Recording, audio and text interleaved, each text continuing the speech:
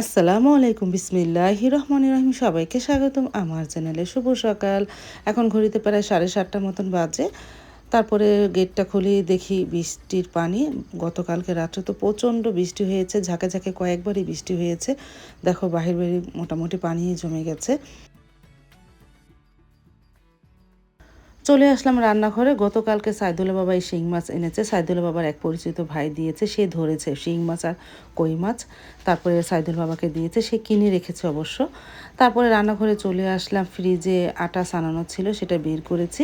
সেই আটা এখন গোল গোল করে নেই, পরোটা শেপ বানাবো, সকালের নাস্তা হিসেবে পরোটা। তারপরে এরকম গোল গোল শেপ বানিয়ে তারপরে রুটি বেলে পরোটা শেপগুলো বানিয়ে নিতেছি। আস্তে আস্তে তাহলে এই কাজটা করে নিই।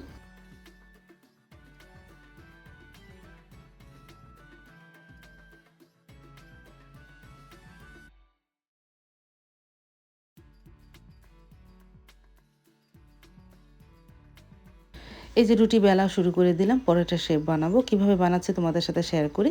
আজকে অবশ্য পরোটার মতনই মানে 4 ভাঁজ করবো, আজকে লাচ্ছি পরোটা বানাবো না।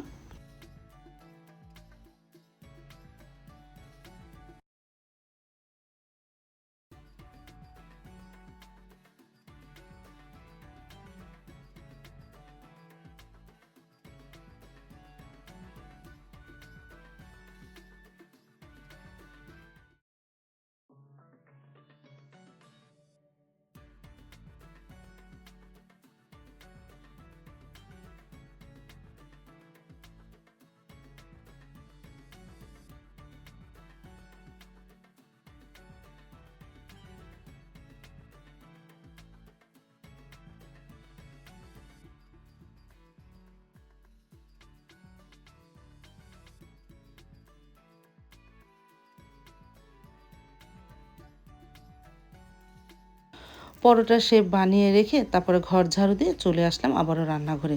চা বসিয়ে দিলাম, তারপর সবাই তো উঠেছে, ফ্রেশ হয়ে নিতেছে। আমি এই ফাঁকে পরোটা ভাজাও শুরু করে দিই। এই যে 2টা ডিম পোস্ট করবো, আমি আর মা ডিম দিয়ে খাবো, সাইদুল বাবা চিনি দিয়ে খায়। তারপরে সাইদুল বাবা ফ্রেশ হয়ে চলে আসতেছে, বলতেছে আমি রুটিগুলি বেলে দে, তুমি একটু পরোটাগুলো ভাজো। তারপরে সে আমার সাথে সাথে একটু করে দিল কাজ।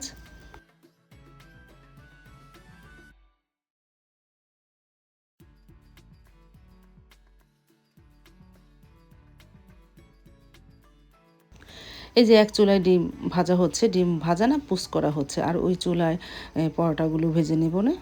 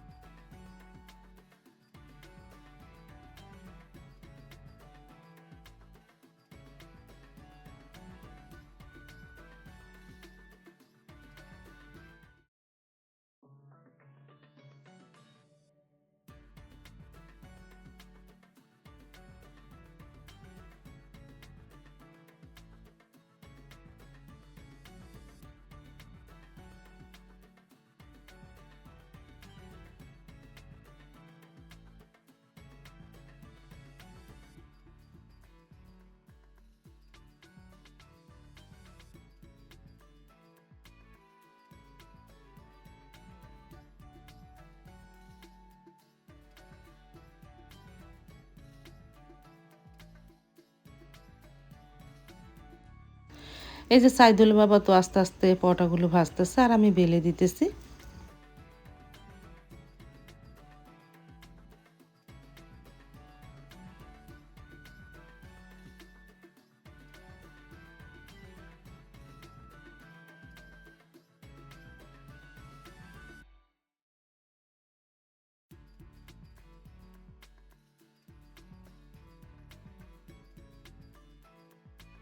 সকালে নাস্তাটা তৈরি হয়ে গেল, নিয়ে আসলাম ড্রয়িং রুমে। সাইদুল বাবা চিনি দিয়ে খাবে আর আমি ডিম পোস্ট আর পরোটা নিলাম, নাস্তাটা খেয়ে নিই।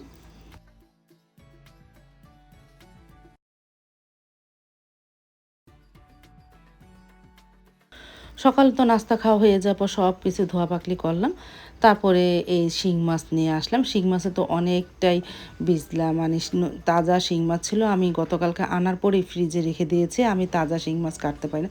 সাইদুল বাবা অবশ্য বলেছিল এগুলো পানিতে জিয়ে রাখো, কিন্তু আমার ভয় লাগে এই জিয়ানো মাছ পরে কাটতে, এই জন্য আমি ডিপ ফ্রিজে রেখে দিয়েছিলাম। 4টা কই মাছ ছিল আর মোটা মোটা অনেক বড় বড় কয়েকটা শিং মাছ ছিল।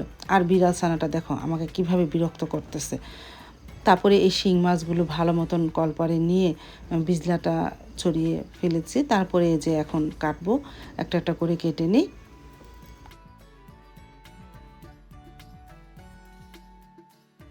তারপরে এই যে শিং মাছগুলো কাটতেছি, কিন্তু শিং মাছের মধ্যে মাশাআল্লাহ ভালোই ডিম হয়েছিল। বড় বড় প্রত্যেকটা শিং মাছের মধ্যে ডিম ছিল। এই যে ডিমগুলো বের করতেছি দেখো। আর বললাম না বিড়াল ছানাটা যা বিরক্ত করতেছে আমাকে।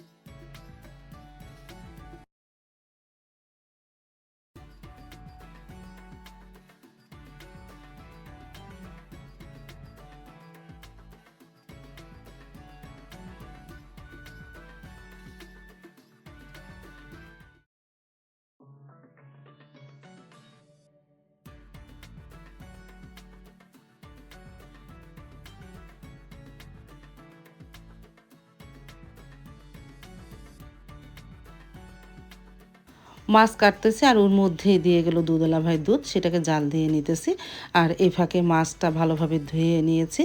আর মাছের মধ্যে অনেক রগ থাকে, সেই রগগুলোও ফেলে দিয়েছি। এই যে দেখো, এখন আজকের জন্য রান্না করবো আর বাকিগুলো ফ্রিজে রেখে দিব।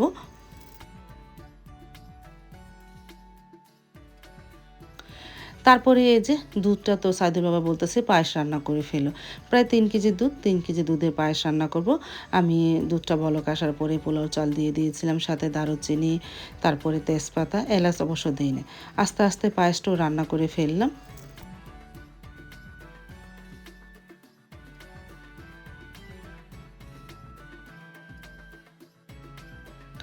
এই যে পায়েস বড় একটা বক্সে বেড়ে রাখলাম, ঠান্ডা হলে সবাই খাবে না, কিন্তু হয়ে যাওয়ার পরে সারামণি তো খেয়ে নিয়েছে, ওর কাছে খুব ভালো লেগেছিল। তারপরে তো ঘন্টা খানিক পরে রান্নাঘরে চলে আসলাম। শিং মাছ রান্না করব, আলু দিয়ে ভুনা করব, লাউ ডাল আর শিং মাছের ডিম ভুনা করব, এই দুপুরের মেনু। তাহলে রান্নাটা শুরু করে দিয়ে ভাতটা বসিয়ে দিয়েছি। আর এদিকে লাউটা কেটে নেই, লাউ ডাল রান্না করব, প্রেসার কুকারে বসিয়ে দিয়ে তাড়াতাড়ি হয়ে যাবে না।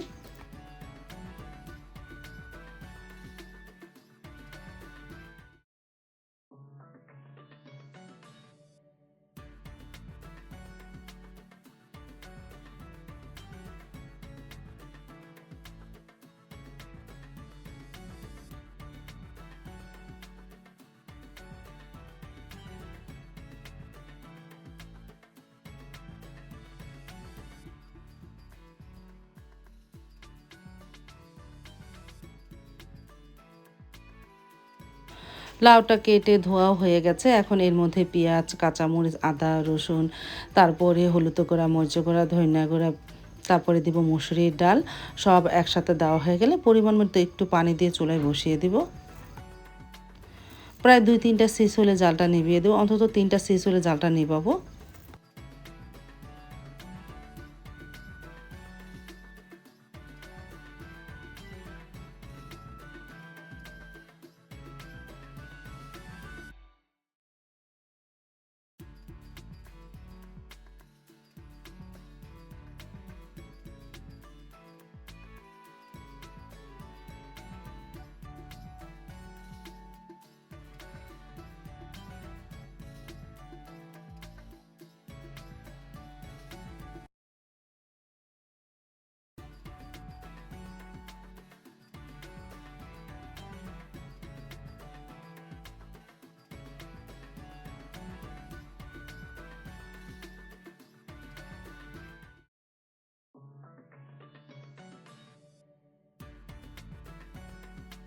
ভাতও ঠিকা দিয়ে ফেললাম।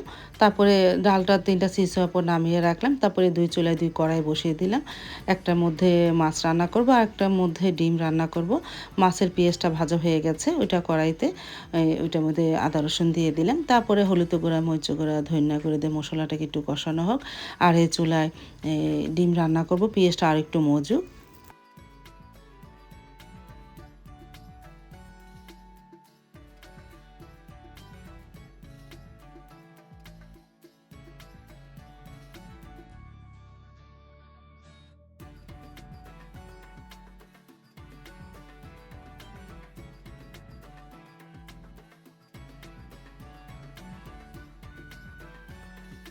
তারপর তো মাছের মশলাটা ভালোভাবে কষানো হয়েছে আর মাছটাও ধোয়া হয়েছে। সাথে আলু আর মাছ একসাথে মশলার সাথে কষিয়ে নিই।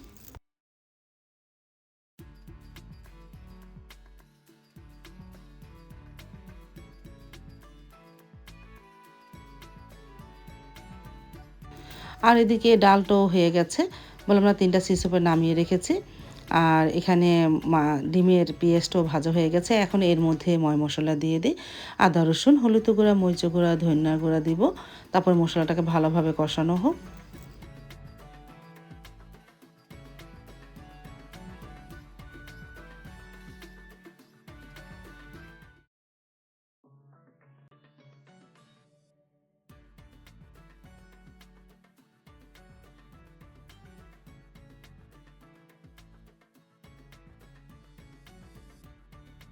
আর আমার তো পেঁয়াজ সোলা নেই, আবারও পেঁয়াজ ছুলে নিই। আমি ১ বক্স পেঁয়াজ ছুলে রাখলে অন্তত ৩ দিন খেতে পারি। পেঁয়াজগুলোও দাঁড়িয়ে দিয়ে ছুলে ফেলি। আর এদিকে শিং মাছের ঝোলটা আস্তে, আস্তে হচ্ছে। এর মধ্যে একটু শাক দিব। এই যে দিয়ে দিলাম একটু শাক, সাথে কয়েকটা কাঁচামরিচও দিয়েছিলাম। এই যে শাক একটা মসলা, আমরা বিক্রমপুরের এই মসলাটা খেয়ে থাকি তরকারিতে। মানে তরকারিতে দিলে আলাদা একটা ফ্লেভার আসে, ভালোই লাগে।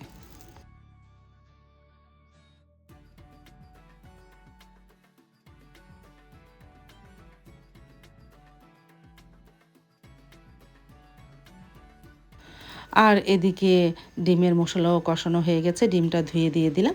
এখন মশলার মধ্যে ডিমটা পুরাটা ভেঙে দিব।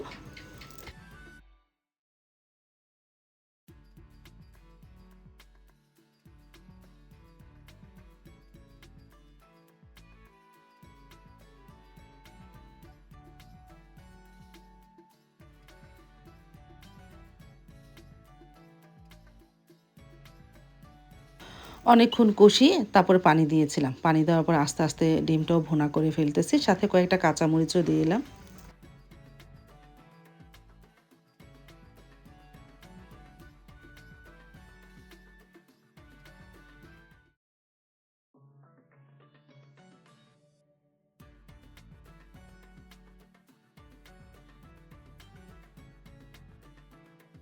দুপুরে রান্নাটা কমপ্লিট হয়ে গেল। শিং মাছের ডিম ভুনা করলাম।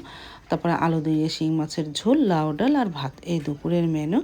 তারপরে তো সাইদুলের বাবা জুম্মার নামাজ পড়ে চলে আসলো। তারপরে আমরা ড্রয়িং রুমে খেতেও বসে পড়লাম সবাই একসাথে।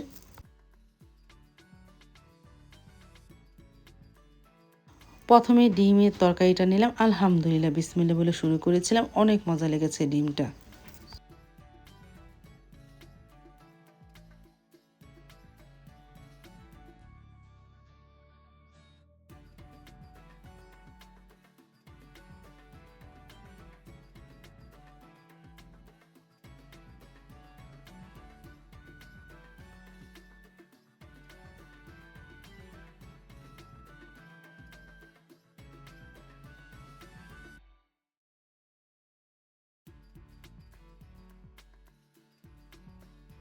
রান্নার পরে তো আর থাল বাসন ধোয়া হয় না। তারপর দুপুরে খাওয়া-দাওয়ার পরে সব থাল বাসন দুপুরে খাওয়া-দাওয়ার পর, রান্নার পর যা আছে সব একসাথে ধুয়ে পাকলিয়ে নিলাম।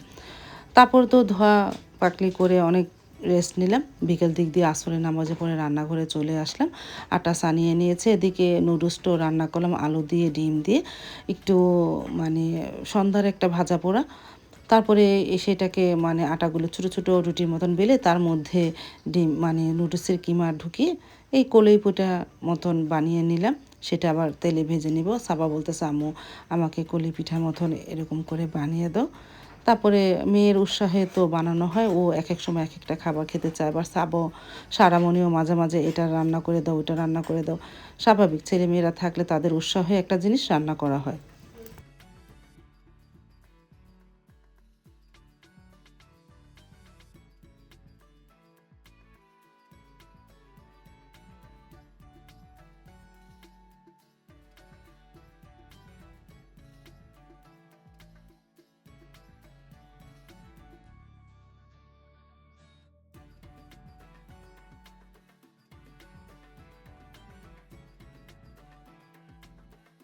তারপর তো আস্তে, আস্তে এই যে কলি পিঠার মতন বানানো হচ্ছে ভিতরে নুডলসের পুর দিয়ে। সারামণিও আমাকে সাহায্য করতেছে। যেকোনো একটা জিনিস তৈরি করতে গেলে অনেকগুলো ধোয়া হয়। এই যে ধোয়া পাকলি করে নিই আর এই ফাঁকে এগুলিও ভেজে নিই আস্তে, আস্তে। একটু অল্প জালে আস্তে, আস্তে ভাজলে একটু মচমচা হয়। তারপরে সেগুলোও ভাজতেছি আর এদিকে ধোয়া পাকলিও করতেছি।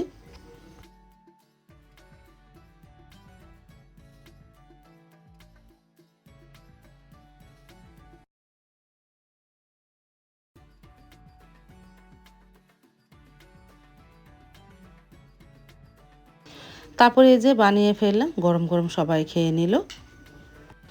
আজ তাহলে এই পর্যন্ত। আল্লাহ হাফেজ। আসসালামু আলাইকুম।